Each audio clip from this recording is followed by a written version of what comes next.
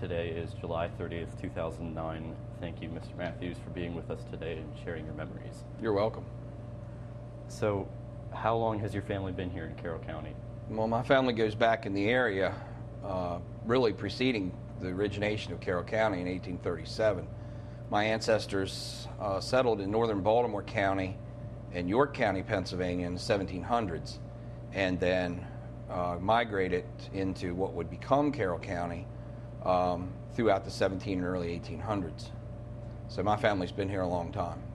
Myself, I'm a native of Carroll County, grew up here, was born in the late 1950s, grew up in Hampstead in the 1950s and 60s, early 1970s, graduated from North Carroll High School in 1975.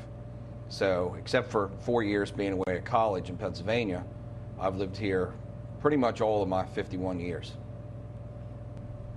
What's the biggest change you've seen in your lifetime in the county as a whole? Probably the tremendous growth of population in Carroll County. As I was growing up in Hampstead in the 1950s and 60s, it was very much a small town kind of atmosphere, something like you might see in a Norman Rockwell painting or you might see on Andy Griffith's show. It really had that small town flavor. A lot of my family lived in the area. I had several uncles that had businesses on Main Street. One of my grandfathers had a business on Main Street. He was a car dealer and owned a gas station. And as a result, I knew pretty much everybody who lived in the immediate Main Street area, and usually a block or two on either side, which meant as a kid growing up, you couldn't really do too much that was kind of ornery, because if somebody saw you do it, generally the telephone call got home before you did. How many people would you say there were in Carroll County at the time? I'm not sure the exact numbers of population. The Carroll County was really divided into 5 or 6 or 7 small towns, and there really wasn't much what we would call sprawl today in between. The towns were relatively localized. Each of the towns had its own high school or a consolidated high school by the 1960s. As I mentioned before, I went to North Carroll, which included students from both Manchester and Hampstead. And some of the other smaller towns also were in consolidated high schools. Westminster, of course, being much larger, had its own high school. But as time has gone on, of course, with improvements in roads and particularly in the 1960s and 70s with the housing and real estate boom in Carroll County, the small towns became much larger. So towns like Hampstead today are probably double or quadruple in size that they were when I was living there in the 1960s. Was there much, I don't know whether to say empty space, or was it all farmland and they built houses over the farmland, or was it? Most of the housing developments that were built during that particular time period were built on what had been previously farmland. There's been a lot of talk about growth in Carroll County recently, and I've always made the statement that Carroll County's main crop used to be corn, and now it seems to be housing. But most of the housing developments were built on previous farmland. My family had a farm. My family's farm was in the Upperco area, which is just south of Hampstead and west of Finksburg, and spent a lot of time there as a kid growing up, working on the farm with my grandfather and my uncles, and also just visiting and spending weekends and summers. So it was a good environment in which to grow up, both the rural character of the county and in living actually in the town of Hampstead. I got to see sort of both sides. How far did you go from home usually? Did you go to Westminster or? Most of our weekly shopping we did in Westminster. I can remember the old A&P store on Railroad Avenue, going in there as a small child, and then the Acme Market was right across the street. And then as time went on, the A&P moved out to the Carroll Plaza Shopping Center, and then eventually became Superfresh and moved across 140. So we did most of our weekly grocery shopping in Westminster. I can remember shopping on Main Street, back to school clothing and things like that. But living in the northeastern end of the county in Hampstead, we also spent a lot of time shopping in Hanover. We would go straight up Hanover Pike, as we called it in those days, and we spent a lot of Saturday nights going to Hanover, doing shopping and eating dinner out and things like that as well.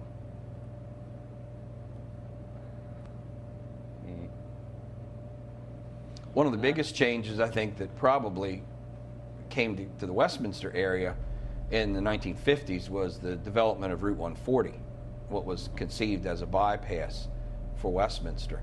And originally that was to take some of the traffic off Main Street, and then as 140 became more and more developed with car dealers and shopping centers and eventually the mall in the early 1980s, it became more and more crowded, so that now there's even been talk about possibly building a bypass for the bypass.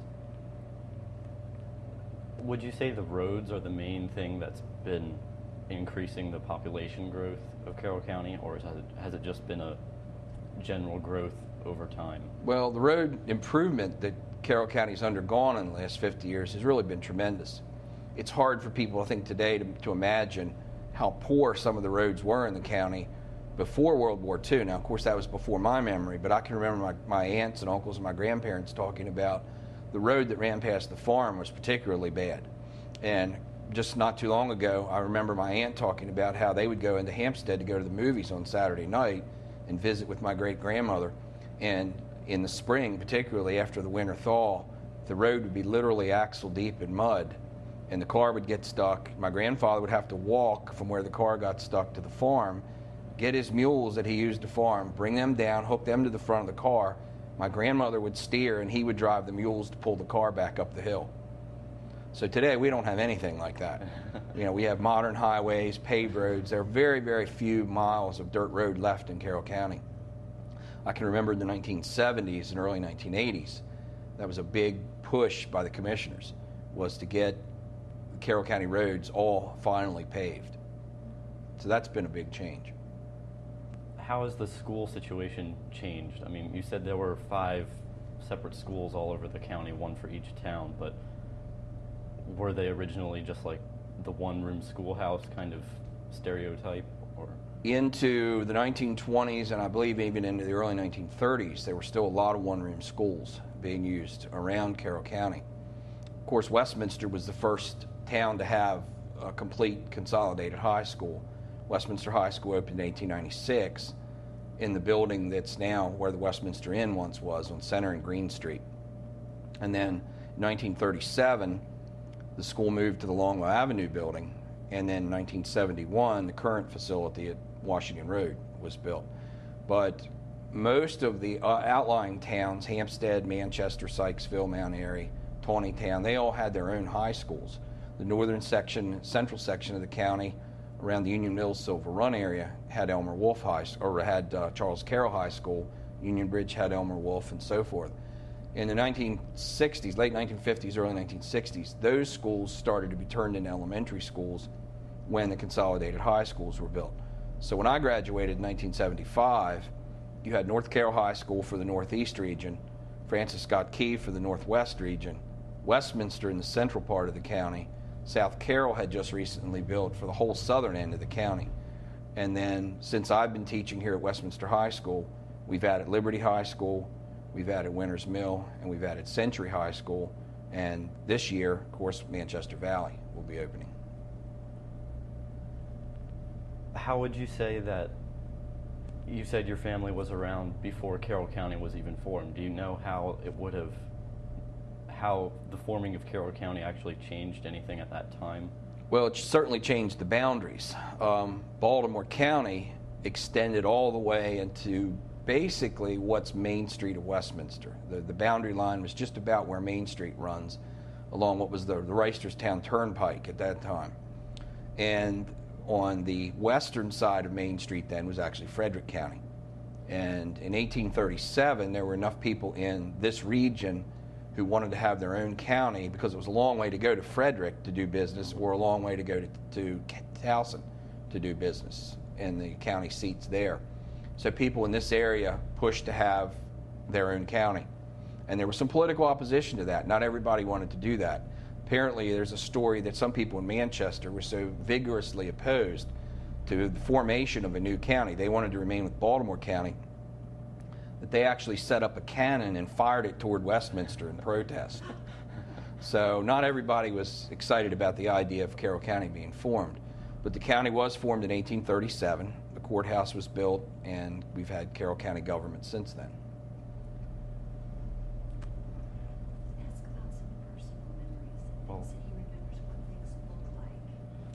How has the general scenery of Carroll County changed? I mean, besides the obvious houses, like, have storefronts been the same since, or?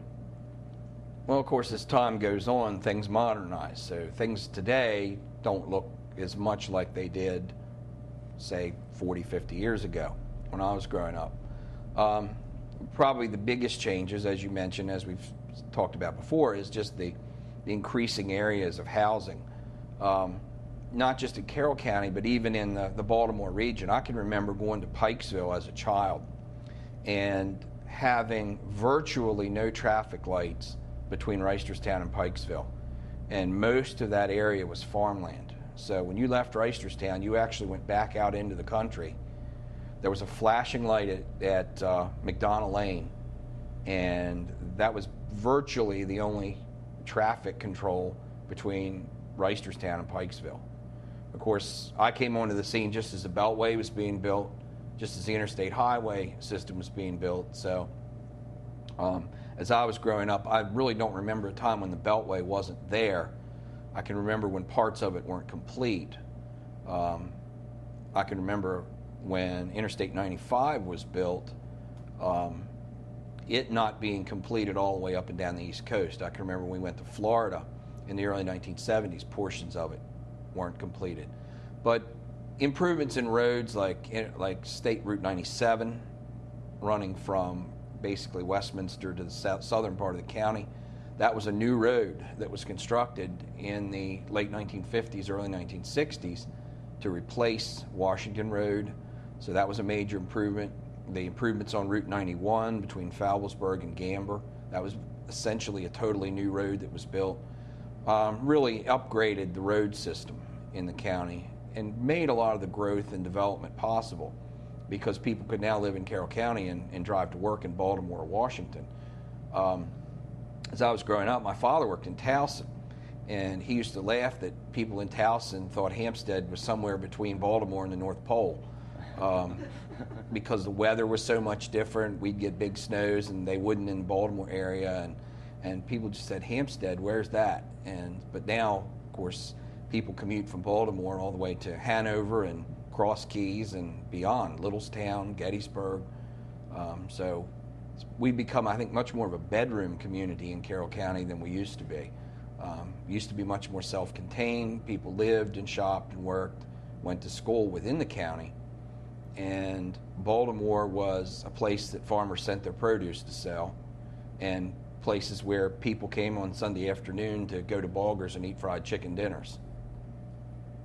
What did your father do in Towson? He was a draftsman for Bendix Radio, and he worked there before World War II, went into the Army, World War II, and after he got out of the Army, went back to Bendix and worked there over 30 years. He was very involved in developing technical manuals for a lot of the equipment that Bendix produced for the government, for the Air Force, for the Navy, and primarily for NASA. He did a lot of work on NASA projects, mostly the Gemini and Apollo programs. Most of the tracking systems and radio that the Apollo systems used were made by Bendix, and he did most of the technical drawings for that. How would you, to kind of continue with this space program thing, was there, along with that, were there any kind of, you said like with the cannon firing into Westminster, were there any other kind of, I don't want to say uprisings, but spikes in just general activity kind of over politics or anything in the world that happened over time? Well, of course, I grew up in a very, very interesting period in terms of change in the 1960s, and probably one of the biggest changes that I've seen in Carroll County is the civil rights movement since the 1950s. I mean, Carroll County had a segregated school system in the 1950s. They had segregated eating establishments in the 1950s and 60s, and that's one area that I think we've made tremendous improvement in, and there's been tremendous change. The other thing is just with the economy changing. When I was growing up, most of the women in Carroll County who, even if they weren't living on farms, were living in more suburban kinds of households, didn't work. I mean, it was a rare exception in the whole time pretty much that I was going through school and growing up that most women worked outside the home.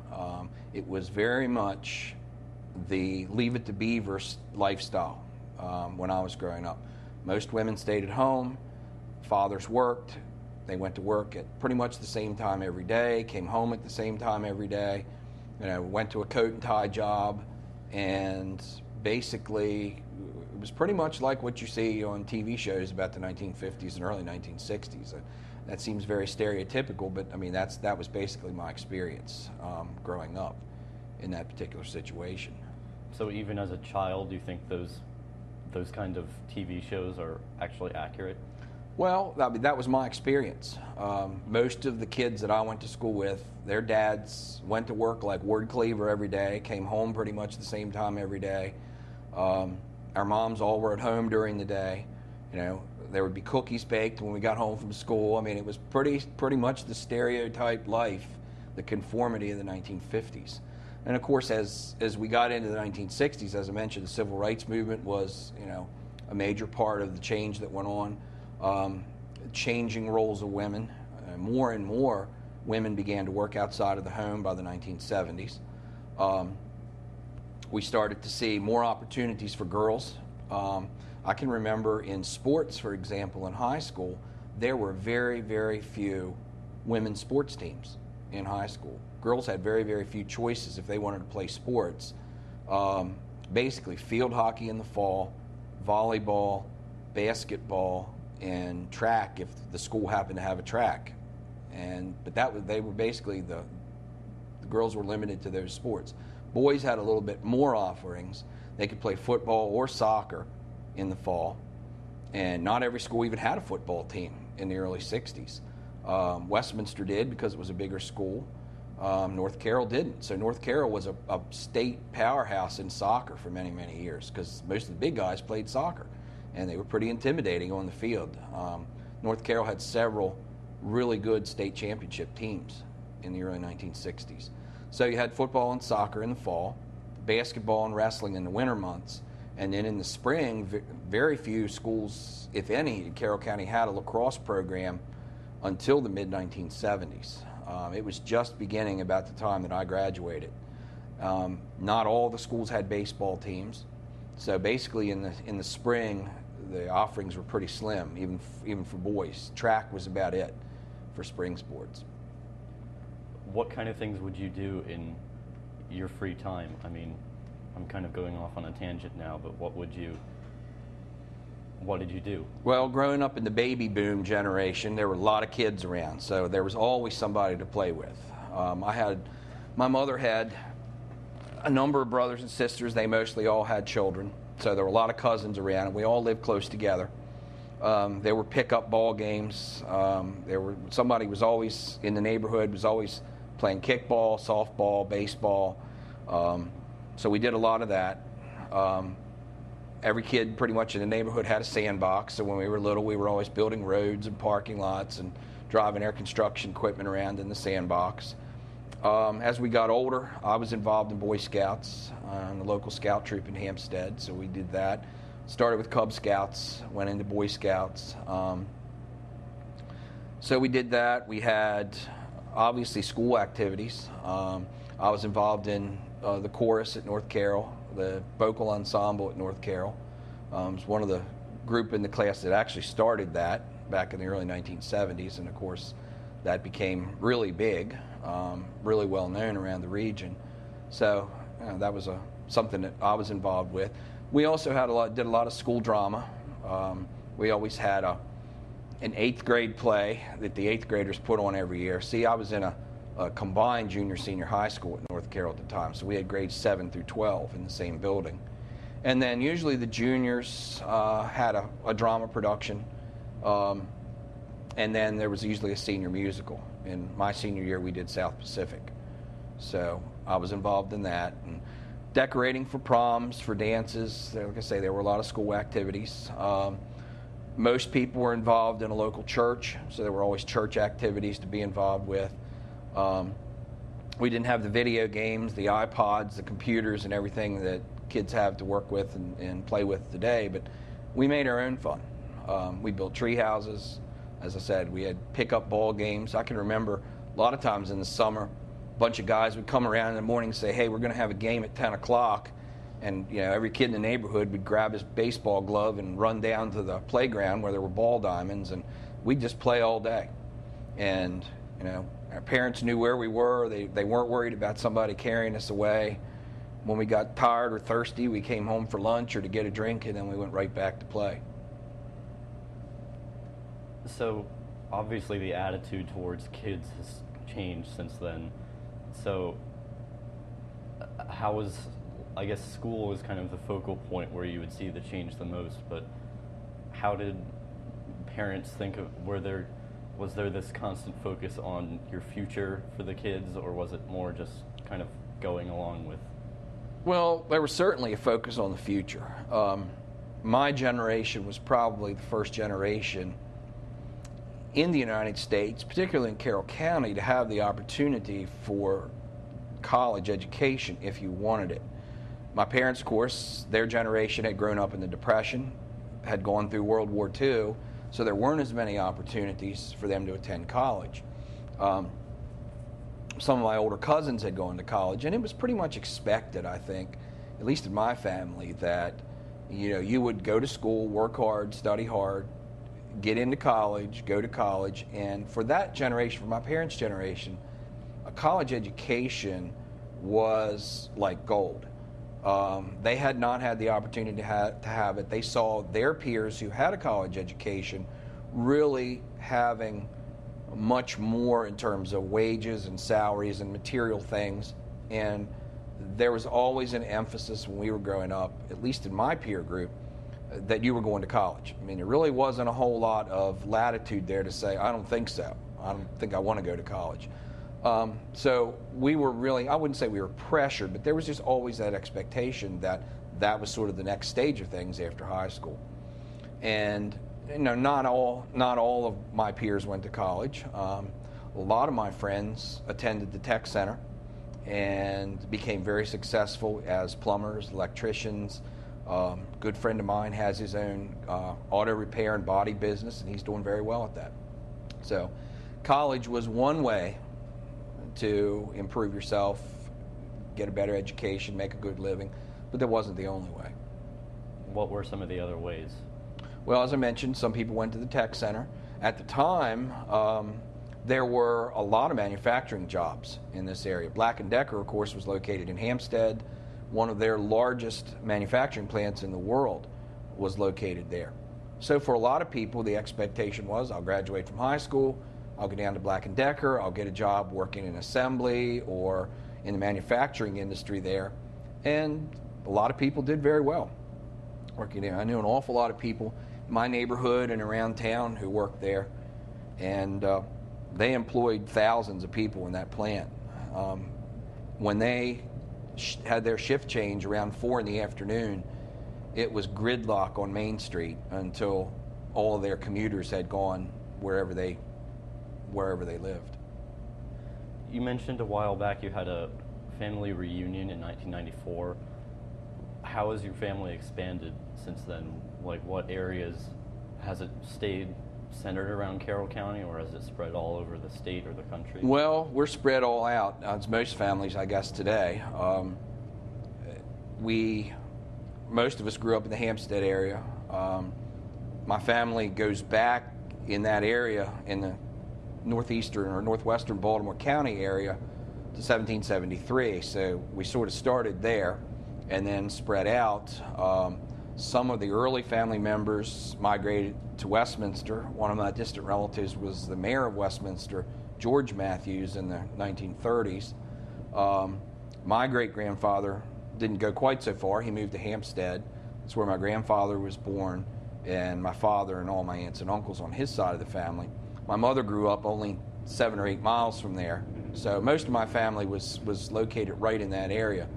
As the generations have gone on, I now have cousins that live in the Pacific Northwest. I have cousins that live in upstate New York, almost to Canada.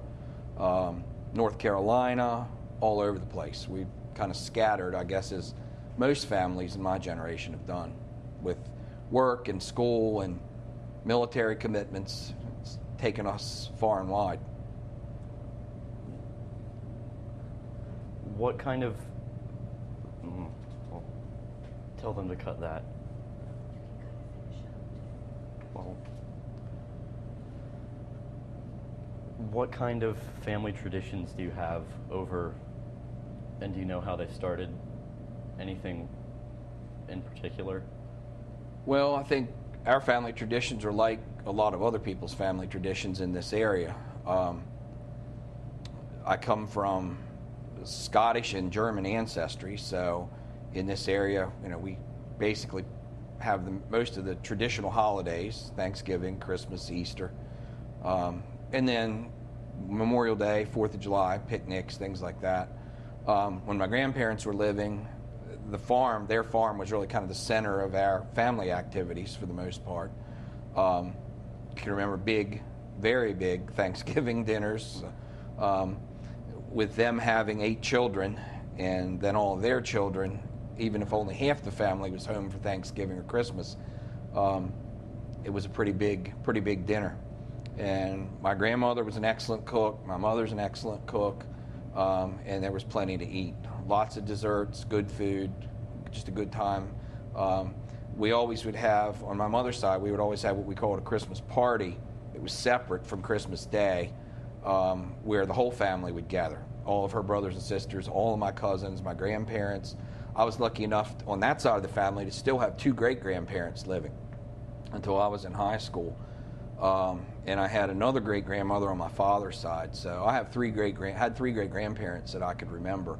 And they were often, I was real close to them and got to know them fairly well before they passed away. So we had pretty much the traditional fireworks at 4th of July, homemade ice cream, watermelon, things like that. Traditional dinners, Thanksgiving, Christmas. It's always interesting in this area when you talk about Thanksgiving dinner, because located where we are, we get kind of the best of the northern and southern traditions. We get the German sauerkraut on the plate right next to the southern sweet potatoes. We had a home ec teacher here at Westminster High School one year from Georgia, and she was just astounded that the cafeteria for their Thanksgiving dinner would put sweet potatoes and sauerkraut right next to each other on the plate. And she couldn't figure that out. And then I explained to her that there's a very strong German tradition in terms of foods in this area. When you had these kind of gatherings, were they all family, or did neighbors come, or? Typically they were family. The family was big enough, and most of them lived around the area, so that I've always said in Carroll County, you're either related to somebody or you know somebody. So even if your neighbors many times were your relatives, or they were distant relatives. I'm actually related to some people on both sides of the family, because one of my grandfather's ancestors had married one of my father's ancestors. And so in a small community like that, you get some of those kind of cross-family relationships. Do you have any kind of relics from this time period? Well, they're not that old, but do you have anything? How would you sum up kind of what went on in Carroll County during the 50s and 60s? It was just a great time to be living here. It was, in many ways, it was very stable. It was a very good, wholesome environment to grow up in.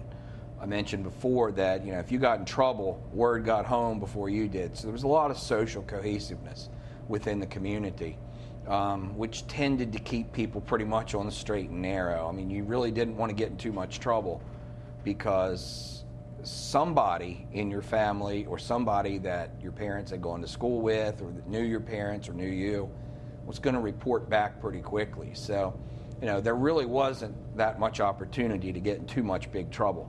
And I think that was good for a lot of us, because it kept us pretty focused and kept us from getting into things that we really shouldn't have gotten into. But it was a fun time. I had a lot of good friends. We grew up together, went sledding in the wintertime, played ball in the summertime. A lot of us in a small town like Hampstead, our parents had all gone to school together. They all knew each other pretty much. And so we were just kind of the continuation of that. And, there was always somebody around to do something with. There was always somebody around to play, get a ball game going or just hang out or do whatever. Ride bikes. We rode bikes a lot around town and stop and get a snowball or, get a 10-cent giant Pepsi. So it was just a real good time to grow up. Had a lot of fun. With such a kind of a tightly knit community, did you think a lot about anywhere else in the state or the country? Like, did you get television at the time, or were you like one of the first families in the area? We had television.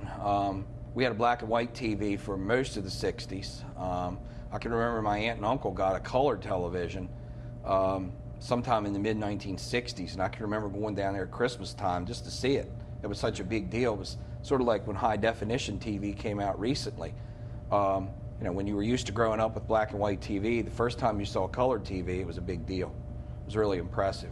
I can remember watching the NBC commercial where the peacock would come out on stage in black and white, and then he'd fan his tail, and then it would turn in color. And I remember being really impressed with that commercial because it really showed the capability of color television. And of course, another big deal in the late 1960s for us, especially with my dad working for Bendix and their association with NASA, was the whole space program. Just last week, we celebrated the 40th anniversary of man's landing on the moon. I can remember that being a huge deal. I can remember even in elementary school, in the early days of the space program, the teacher would take us to the auditorium, and several classes would get together, and we'd watch a space launch on a little 19-inch black and white TV on the stage. You could barely even see it, but that was just huge for us. I can remember in first grade, one of my favorite books that I would get out of the school library. It was a book called You Will Go to the Moon.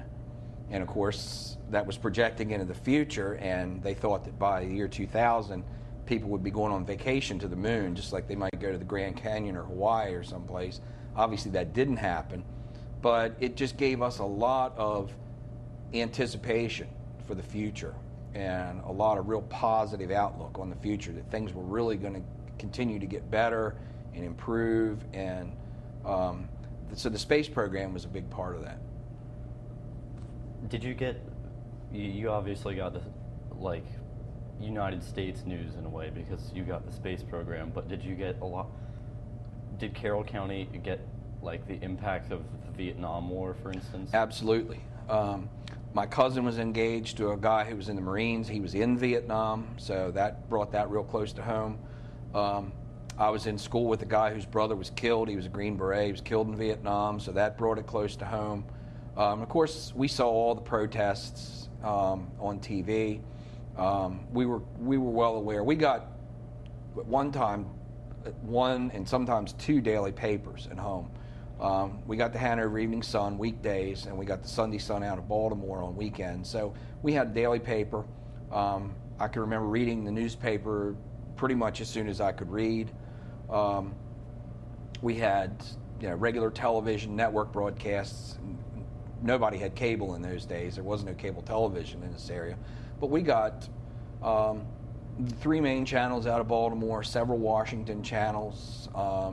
We got Lancaster, Pennsylvania. So we got a wide variety of television programming and news, even without cable at that particular time. So growing up in a fairly politically connected family, my uncle was in the state legislature. He was elected in 1966 to the House of Delegates. He had a business. One of the chief occupations in the business there in the evenings and on Saturday afternoons was to talk politics. So my dad would go up there when I was little and take me, and so I was pretty schooled in politics from an early age. Worked in a number of political campaigns growing up, worked at the polls handing out literature. I worked phone banks. When I got my driver's license, I would take elderly people to the polls to vote and drive them.